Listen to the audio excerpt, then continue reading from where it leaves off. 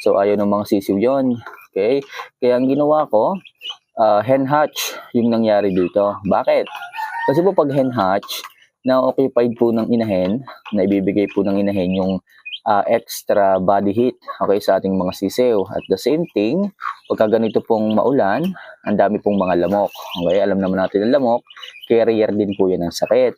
So kapag ka nakasama po ito sa inahin, so nasa ilalim po ito ng kanyang silong, so hindi po siya makakagat ng lamok. May iwasan din po natin yung tinatawag na anemia.